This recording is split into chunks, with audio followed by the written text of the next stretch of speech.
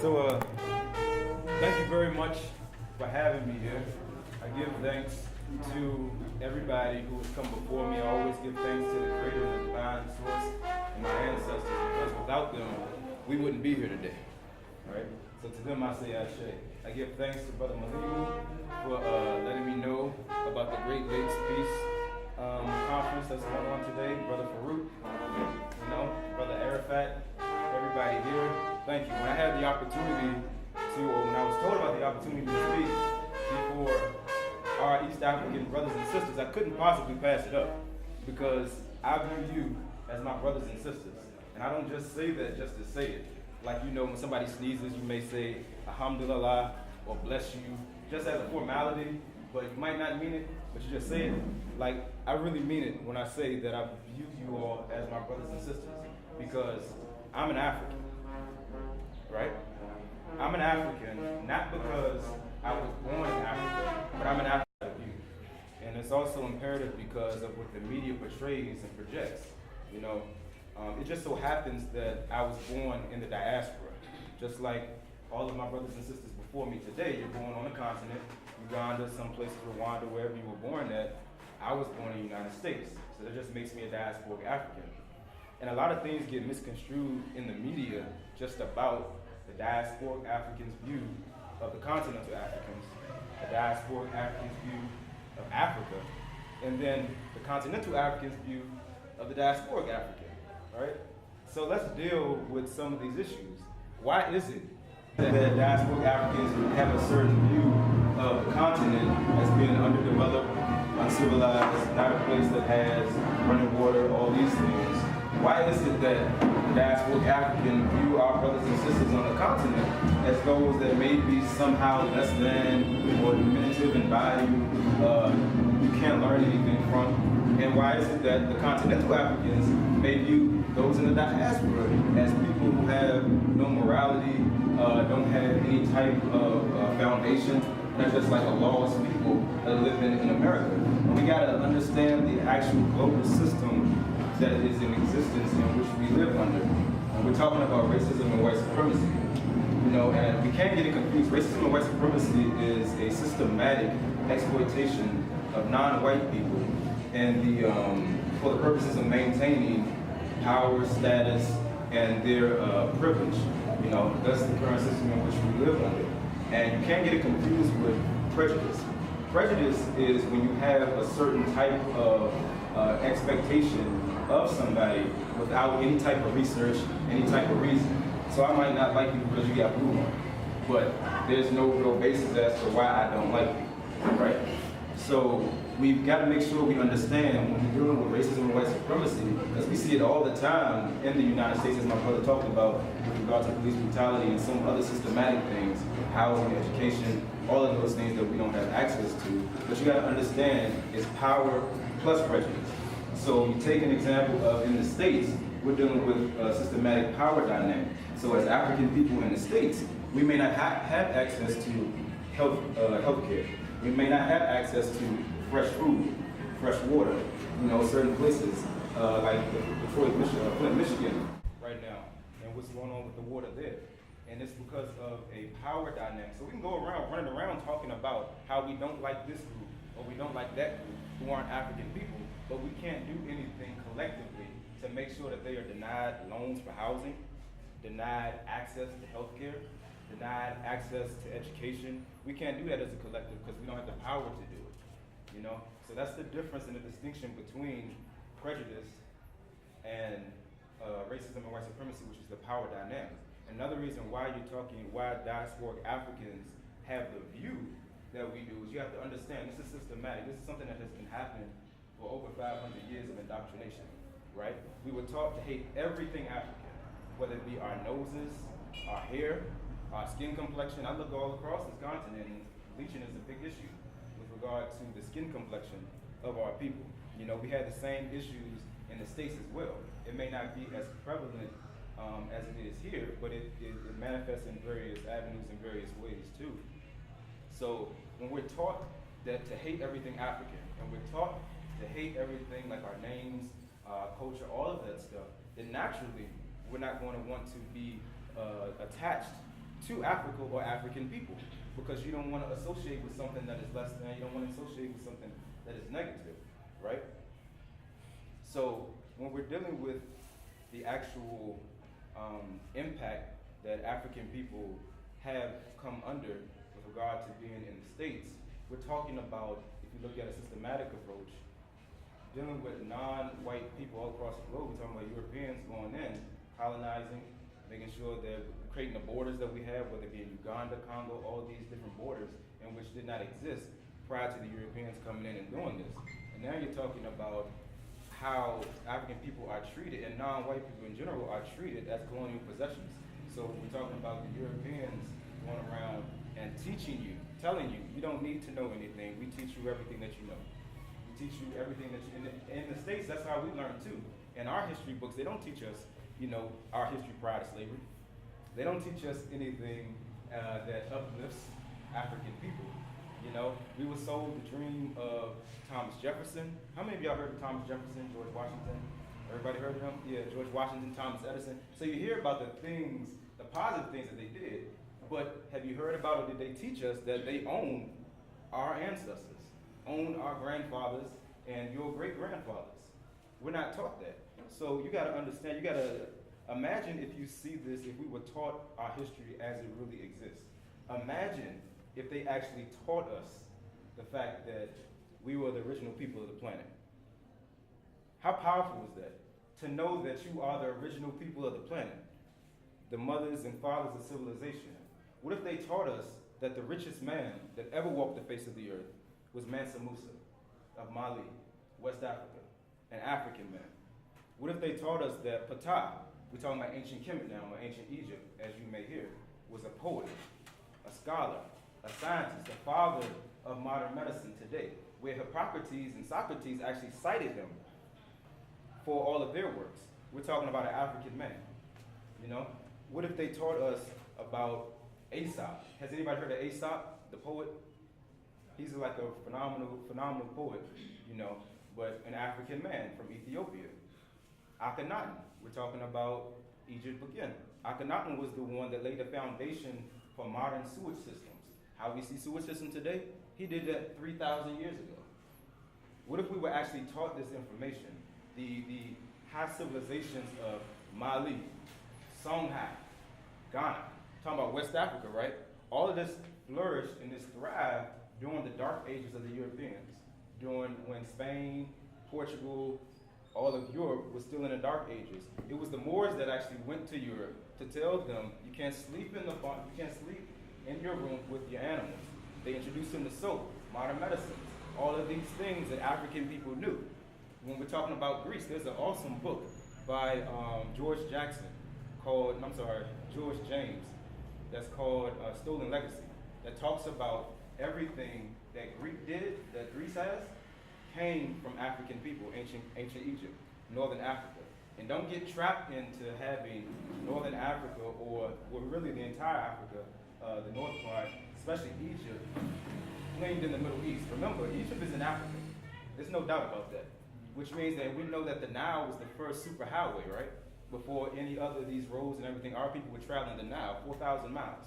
So we're talking about starting in Uganda, going up through Sudan, and then ending in Egypt, right? It has its wings in Ethiopia as well. So this is our people. And it's important and critical for us to understand this, because this is how we liberate ourselves as a people. Because you can't rely on someone who is oppressing you to give you your freedom, right? And it's all about talking about the peace aspect. How can you have peace when you're constantly in a state of war because you don't know yourself? You don't know where you come from. You don't know your heritage or your origins or your history, so you're relying on other people to give you things. And this is what we have to really realize as a people. And a couple of other books. So I have here The Wretched of the Earth by Franz Fanon, and then the African Origins of Civilization. Y'all can pass this around.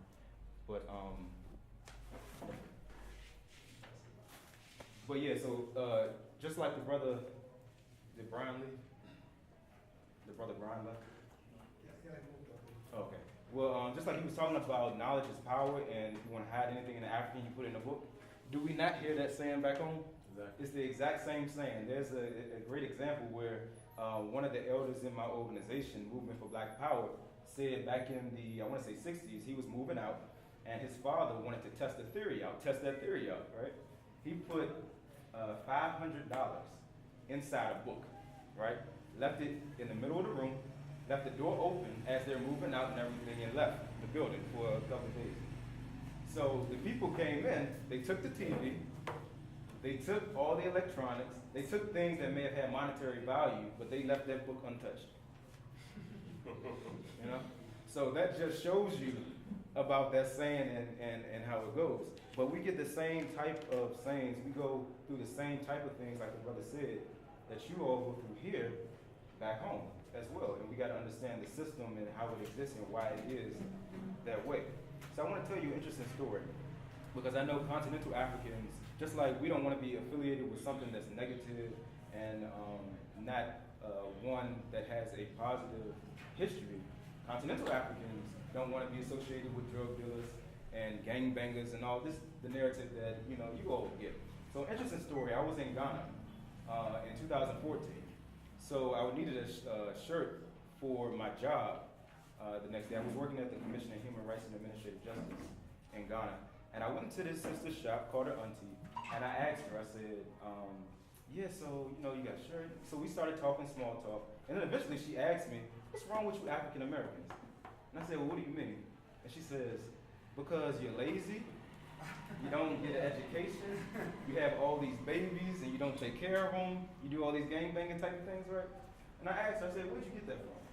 She says, well, the media shows us this. The media tells us this. I said, really?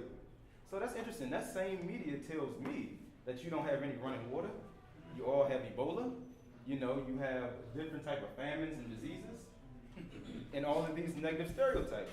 And it was at that point that she realized that you cannot use the media to shape your image of your brothers and sisters, whether they be in the continent, on the continent, or throughout the diaspora.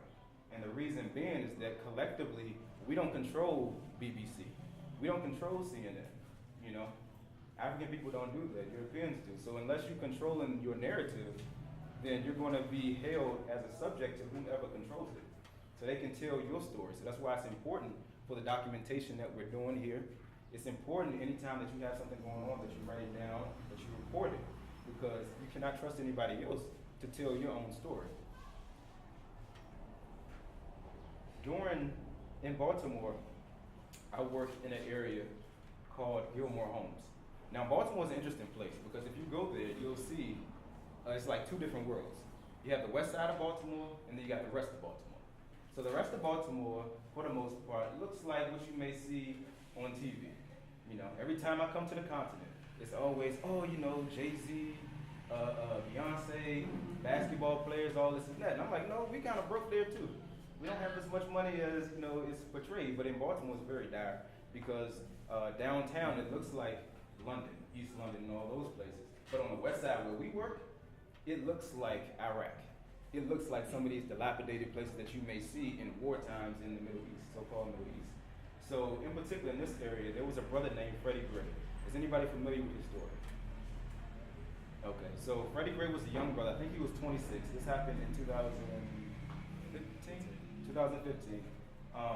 So he lives in an area that does not have any access to healthy food within like a mile. So you have all this processed sugar and all these bad foods that you have to take in. It's in the projects, so the slums in West Baltimore. The cops are there, helicopters flying around. I've sat on stoops, so sat outside of homes several times organizing it. Every 10 minutes we see helicopters in the sky, just circling around this area. We see police cars zooming past every 10 minutes, because it's a lot of drug activity there. It's a lot of different dilapidated situations there. So the cops take advantage of our people who aren't really adept politically, consciously, spiritually, whatever the case may be. They take advantage of it.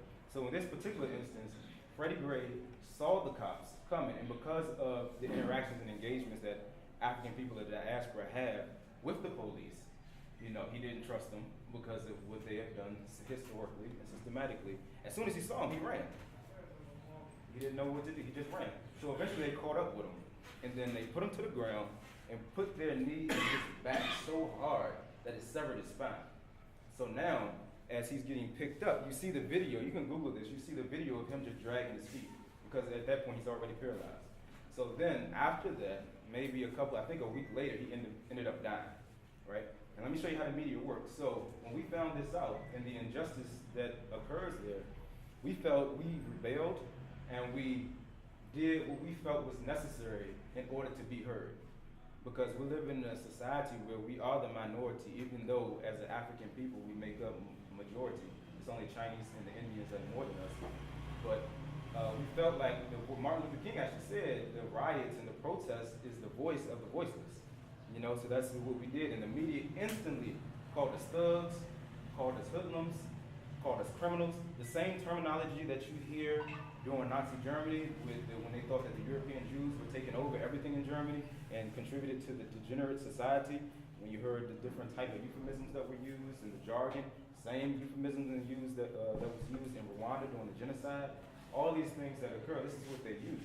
So that's why it's important for us to understand exactly the media and how it works and do your own investigation for yourself. Don't just rely on what the media is portraying to you as truth, especially if you don't own it. So it's important to understand the situation of what's happening in America and the States so that we can get toward peace and get toward unity because of how much we make collectively as a people comprised of. Non-white people in the United States, the women between the ages of 36 and 49 have a median worth of $5. So that would be, how much in shillings is that? 15,000? 15,000? Yeah. So 15,000 shillings. 1.5 million African men, black men in the United States are missing. Whether they be in jail, you know, some of them get these exorbitant amounts of years for little small ounces of maybe marijuana or like a petty theft or something like that. You can face 10 years. In certain instances, because of the 3-strike laws, you can face your entire life there. You know, it's certain things that keep them in the prisons that aren't, and that's the stuff that we're fighting as attorneys as well. But 1.5 million missing black men in America because of either early deaths or because of the prison industrial complex, right? We have roughly 75,000 black girls and women missing in the United States right now. In my area alone, in the Washington, D.C. area, that's on the East Coast of the United States, right? I want to say maybe 12 young girls went missing between February and May. Young girls, we're talking about like 5 years old, 12, those type of ages. Because of what's going on in the States, we have a situation with regard to the kidnapping of girls. I heard that situation exists here too. The abduction of children and things of that nature. And not only that, in Flint, Michigan, the water has been tampered with and has been bad for some time now. So the people can't even drink clean water in Flint, Michigan. It's the United States. In Flint, Michigan, you're talking about the water being poisoned, the food is genetically modified and has chemicals in it that are cancerous. You know, UCLA, it was just found out that UCLA was experimenting on black and brown children with the pollutants, blowing little, the exhaust pipes of the cars, the stuff that comes out of that, blowing little small chemicals in their nostrils to see their reactions to pollutants, because California is a heavily polluted state, you know. So some of these things are going on. Diasporic Africans can't find housing or afford housing in certain situations, you know, don't have access to proper education. So when you don't have access to proper education, then you get a poor education. And when you get a poor education, you live in a poor neighborhood. And when you live in a poor neighborhood, then that means that you get a poor job. You don't have some of the access that you may have to some of your other counterparts that have this type of funding and have this type of the resources. We're walking in Kasese at the primary school, and we got girls here that are going to school without shoes. And we're all professionals in here. You know, I'm looking at doctors, lawyers, engineers, and all these things, and this is going on under our noses. In the United States, the same thing is going on. So it's our responsibility to make sure that each one teach one, each one reach one. We make sure that our brothers and sisters have the equipment and the resources that they need. I don't care if you can only afford a shilling, 2 shillings, whatever the case may be. Something is better than nothing. Your time and your energy is better than nothing. Because this is what our people need, you know? We're facing a critical time and a critical mass. So let's not use this peace conference as something in which we're just talking. We're just talking about different theories. I want to see action. I want to see actual progress being made. So when we leave here, we need to have action-oriented tasks that we need to address. Myself and my brother Daniel here have already committed to making sure that we ensure that a couple of these young girls are staying in school and paying their tuition, right? I want to see the same commitment from our people in here. You all are young leaders, right? A leader is one that steps out, whether you get backlash or not, but you stand for what is right and not worry about the consequences, about what people may perceive or hide behind what's wrong. We're all leaders in here, and it doesn't even matter about what your political affiliation is. Our people are suffering all over the world. By 2050, we're going to make up 25% of the entire world population. You know, the Chinese and the East Indians are the only people that make up more than us collectively. We're talking about 1.2 billion people on the planet, African people on the planet. You are the originators of civilization, and we're sitting around allowing the Chinese and the Arabs and all these other people to come into Africa and develop it, when we have the potential and the talent sitting right in front of us. Just like the brother Brian said, you know, you can go to certain places and teach the people. If you're a carpenter, you teach the children the carpentry. I'm an attorney back home. I throw a whole bunch of clinics that talk about knowing your rights when engaging with police officers. I'm a filmmaker too, so I teach the young kids how to use the film, how to document your own history, how to work a camera. Whatever skill that you have, you use that to advance the liberation of your own people, or else you'll always be subjected to somebody else's history and narrative. You'll always allow other people to come in and treat you any kind of way. I can't tell you how many times I've been around Africa, this continent, and seen other ethnicities treat you all like dirt, disrespect you. I was in Ghana the other day, a couple of years ago, talking to a brother who, what just happened, I want to say last year, I believe it was a Lebanese owner of a shop, threw pepper in a sister's face just because she messed up her order. This is somebody that you're inviting into your country and treating you like whatever. And you make up 1.2 billion people. Our sisters, I know there's gender discrimination going on with our sisters. Our sisters are embarrassed because they have their menses and their natural normal cycles. Producing, as men, they're producing our children. And now the men are the ones that can go to school, but the women have to just suffer and stay home and do what they do. They can't advance their education. They can't read. How is it that we can call ourselves men? I'm talking to the men now. How is it that we can call ourselves men and call ourselves leaders? We can't even protect and respect our women.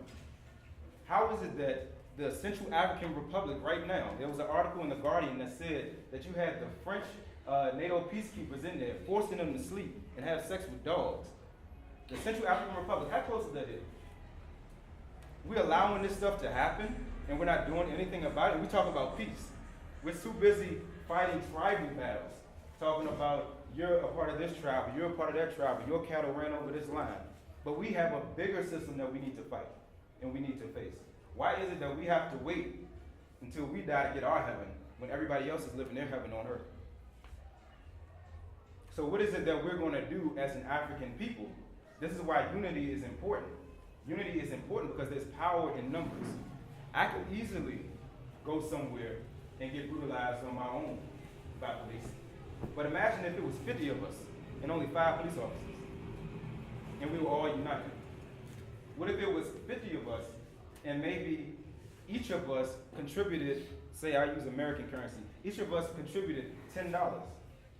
50 of us, that's $500. How can we revolutionize Uganda with $500? I can see so many things happen with that.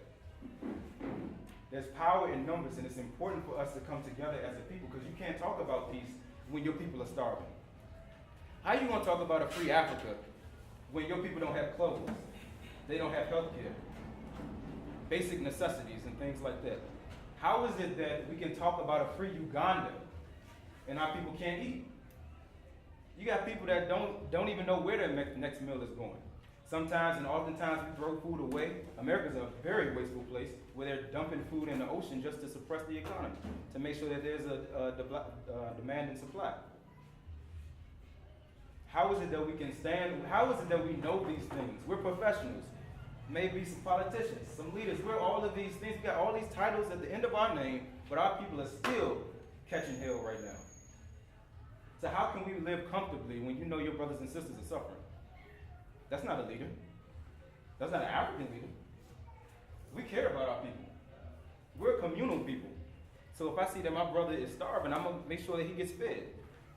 I'm going to make sure that he eats. If they're thirsty, I'm going to make sure he drinks. For our sisters, the same thing. We protect y'all. We respect y'all. Y'all the mothers of civilization. Without y'all, we wouldn't be here.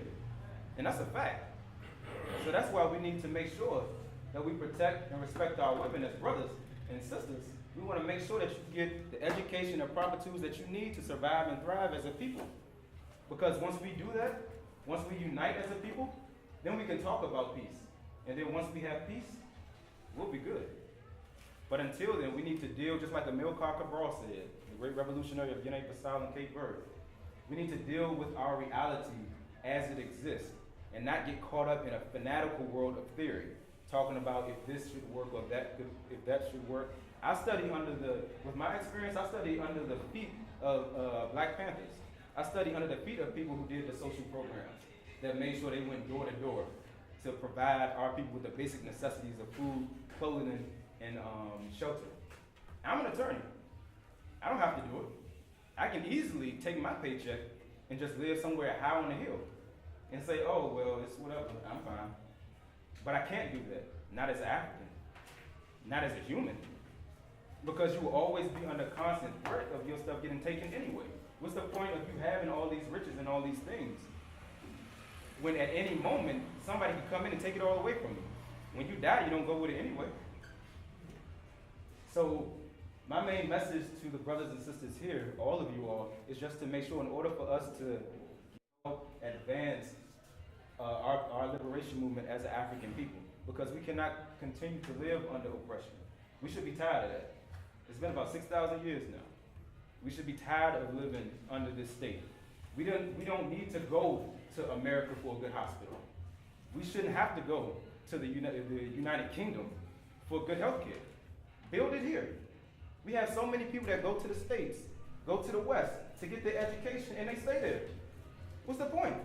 America has the most wealthiest people in the nation, in the world, as well as some of the poorest. That whole dichotomy. So you're talking about some rich, wealthy folks, and then the rest of us. So when you see that narrative about America, make sure you remember the people that don't have all that stuff that you see. The Freddie Grays, the Tamir Rices, the little child that was 12 years old that got shot by the cops as soon as he drove up. As soon as the cops drove up, 12 years old. Some of your brothers and sisters. Make sure that you understand and you have that into your head as well. But for us, we have to come together as a people, forget about tribalism, and understand exactly what the enemy is and what we need to be fighting. Create our heaven here. I should be coming to Uganda for resorts and vacations. Why should I go to Europe? I should come here to get all of my products. We should be wearing our garbs here. We should be wearing our traditional clothes here, stuff that's made in Uganda, stuff that's made in Ghana, stuff that's made on the continent. We should be supporting that. The sisters look beautiful every time they wear it. The brothers look fly too. So that's what we need to do. That's how we enrich and that's how we empower our people in our community, by doing that. And until then, we're just talking. All right? Thank you.